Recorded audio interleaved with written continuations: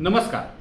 2023 साल हे आंतरराष्ट्रीय मिलेट्सचं वर्ष जाहीर झाल्यानंतर ज्वारी, बाजरी, नाचणी अशा मिलेट्सपासून बनलेल्या पदार्थांची ही रेलचेल बाजारात सुरू झाली. आता तुम्ही म्हणाल एवढे पदार्थ बाजारात आहेतच, तर तुम्ही मिलेट्सच्या पदार्थांबद्दल आम्हाला नवीन काय सांगणार? तर झालं असं की एका मिलेट्सच्या आंतरराष्ट्रीय महोत्सवामध्ये मिलेट्सपासून बनलेला चिवडा, एनर्जी बार, कुकीज असे पदार्थ चाखून बघत होतो. आणि नेमके तिथेच एक मुंडासं बांधलेले म्हातारे आजोबा आले होते. ते आजोबा म्हणाले की तुम्ही ही जी मिलेट्स खाताय ना, ते आमचं मूळ स्टेपल पोटभरीचं अन्नधान्य आहे.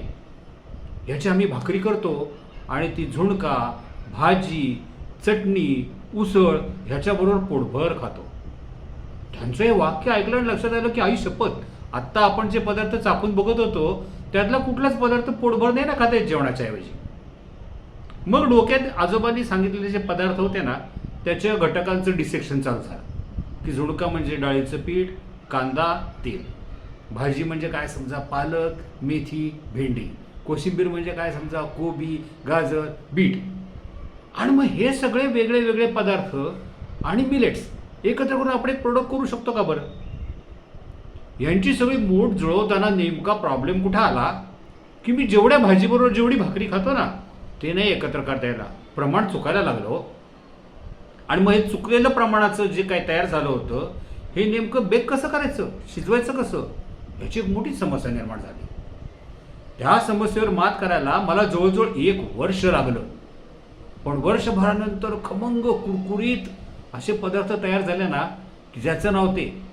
आता बघा, कोशिंबीर आणि भाकरी हे मिळून जो पदार्थ आम्ही तयार केला, सगळे पदार्थ बार फॉर्ममध्ये उचलायचा, तोंडात टाकायचा, कुरकुरीच्या ऐवजी कुरकुरीत खायचा. तर हे कोशिंबीर भाकरीचे तयार केले प्रकरण ना, त्याच्यामध्ये भाजी त्याच्यामध्ये जी काही घातलेली आहे ती समजा आहे 15 ग्रॅमच्या बारमध्ये 9 ग्रॅम, आणि त्याच 15 ग्रॅमच्या बारमध्ये मिलेट्स मात्र आहेत 10 ग्रॅम. हे कसं बरं झालं असेल सांगू शकाल? आपल्या घरातली मुलं भाजीपाला नकोच खायला म्हणतात, ते कुरकुरेच खावे म्हणतात. या सगळ्यावरती हा चांगला उपाय असू शकेल का? बोलते व्हा, म्हणजे आपल्याला आपल्या सगळ्या समस्यांवरती चांगला पर्याय शोधून काढता येईल. नमस्कार.